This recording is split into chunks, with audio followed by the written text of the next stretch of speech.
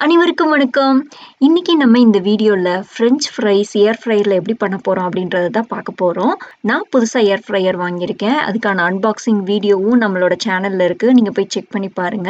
நான் இப்பதான் முதல் முறையா ஃப்ரெஞ்ச் ஃப்ரைஸ் ஏர் ஃப்ரையர்ல பண்ண போறேன். இதுக்கு நான் வீட்ல நல்லா உருளைக்கிழங்கு எடுத்து நல்லா தோலை சீவி அதை எல்லாத்தையும் நீள நீளமா கட் பண்ணி எடுத்துக்கிட்டேங்க.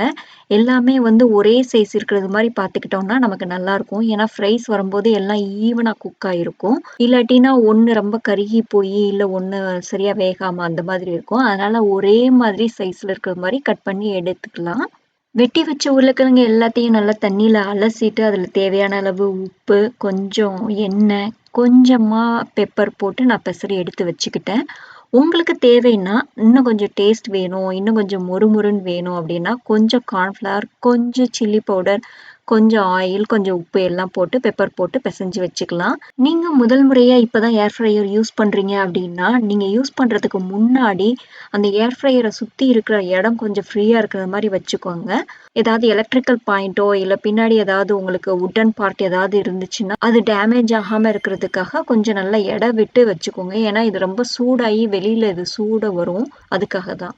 அதேபோல முதல் முறையா யூஸ் பண்ணும்போது பார்த்தீங்கன்னா, ஒரு மாரி பிளாஸ்டிக் ஸ்மெல் வர்றது மாதிரி இருக்கும். ஏன்னா, அது புதுசா இருக்கிறதுனால ஒரு 2, 3 முறை அது மாரி தான் வரும். அத பார்த்து பயந்துற வேண்டாம். ஏர் ஃப்ரையர நம்ம செலக்ட் பண்ணிட்டோம் அப்படின்னு பார்த்தீங்கன்னா, ஆட்டோமேட்டிக்கா ப்ரீ ஹீட் பண்ற ஆப்ஷனும், டர்ன் பண்றதும் அது ஆட்டோமேட்டிக்கா செட் ஆயிடும். இந்த ஏர் ஃப்ரையரோட குடுத்த சார்ட்ல பார்த்தீங்கன்னா, 425 டிகிரி ஃபாரன்ஹீட்டும், 15 டூ 20 மினிட்ஸும் குடுத்துருக்காங்க. நான் இப்ப இந்த பொட்டேட்டோ ஃப்ரைக்கு பார்த்தீங்கன்னா, இது நம்ம ஃப்ரெஷ்ஷா நம்ம வீட்லருந்து பண்ணது. இதுக்கு நான் எவ்வளோ டைமர் செட் பண்ணியிருக்கேன் அப்படின்னா, 425 டிகிரி ஃபாரன்ஹீட்டும், 17 நிமிஷமும் செட் பண்ணி வச்சிருக்கிறேன்.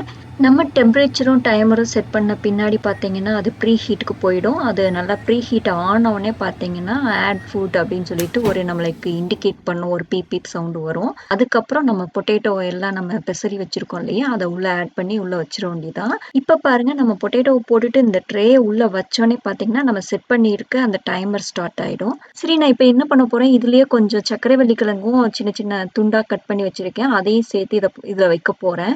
சர்க்கரைவள்ளி கிழங்குக்கு வந்து ரொம்ப நேரம் தேவைப்படாது. நம்ம சும்மா தண்ணீல வச்சு வேக வச்சாலே சீக்கிரம் வெந்துரும் இல்லைங்களா? அதனால இதுக்குள்ள வச்சிருக்கேன். நம்ம பார்க்கலாம் எவ்வளோ நேரம் எடுக்குது அப்படின்றது. இதுவும் என்னோட ஃபர்ஸ்ட் ட்ரை தான். இதுக்கு குக்கிங் டைம் வேரி ஆகும் அப்படின்றதுக்காக இத உருளைக்கிழங்கோட சேர்த்து போடல. தனியா இந்த ரேக் வச்சு அதுக்கு மேல வச்சிருக்கேன். நம்ம டைமர் 17 மினிட்ஸ் செட் பண்ணோம். இப்ப பார்த்தீங்கன்னா, கரெக்ட்டா 8 மினிட்ஸ் 30 செகண்ட்ஸ்ல வந்து பார்த்தீங்கன்னா, அந்த டர்ன்ற ஆப்ஷன் நமக்கு ஆன் ஆயிடும். அது பீப் பீப்ன்னு சவுண்ட் குடுக்கும். அப்ப நம்ம ட்ரேய மறுபடியும் எடுத்துட்டு, இத எல்லாத்தையும் நம்ம வந்து நல்லா திருப்பி விட்டுக்கணும். நான் அந்த டைம்ல தான் பார்க்குறேன், என்னோட சர்க்கரைவள்ளி கிழங்கு பார்த்தீங்கன்னா, நல்லாவே வெந்துருச்சு. அதனால கொஞ்சம் அங்கங்க அப்படியே கருகுனது மாரியும் இருக்கு. ஆனா அத சாப்பிட்டு பார்த்தா அந்த கருகி போகல. நல்லா ஃப்ரை ஆயிருக்கு. சரி இது சரியான ஸ்டேஜ். இத நம்ம வெளில எடுத்துலான்னு நான் அத மட்டும் தனியா எடுத்து வச்சுட்டேன். இப்போ உருளைக்கிழங்க மட்டும் லைட்டா அத திருப்பி விட்டுட்டு, எல்லாத்தையும் அப்படியே ஷேக் பண்ணி விட்டுட்டு, நான் உள்ள வச்சுட்டேன். நீங்க அப்பப்போ இந்த விண்டோ அந்த லைட் வழியா பார்க்கலாம். உருளைக்கிழங்கு எவ்வளோ ஃப்ரை ஆயிருக்கு, போதுமா அப்படின்றத பார்க்கலாம். இல்ல நீங்க அத ஓப்பன் பண்ணியே இந்த ட்ரேய ஓப்பன் பண்ணி எடுத்து வச்சு பார்க்கலாம். நான் அந்த மாரி செக் பண்ணுனேன். அது பார்த்தீங்கன்னா, ஒரு 3 நிமிஷத்துக்கு முன்னாடியே நல்லா குக் ஆகி ரெடியா இருக்கிற மாரி இருந்தது. உள்ள நல்லா வெந்து இருந்துச்சு. நல்ல கோல்டன் கலர்லயும் ஆயிடுச்சு. அதனால நான் வந்து 2 நிமிஷம் 30 செகண்ட்ஸ் இருக்கும்போதே இத நான் ஆஃப் பண்ணி எடுத்துட்டேன். நீங்க சர்க்கரைவள்ளி கிழங்கு ஏர் ஃப்ரையர்ல வைக்கிறதா இருந்தா, 425 டிகிரி ஃபாரன்ஹீட்டுக்கு ஒரு 7 நிமிஷம் மட்டும் வச்சா போதும். அது நல்லாவே ஃப்ரை ஆகி வந்துடும். நம்ம அடுத்து ஃப்ரெஞ்ச் ஃப்ரைஸ் பண்ணணும் அப்படின்னா, இனிமேல் நமக்கு டைமர் நல்லா தெரிஞ்சு போச்சு.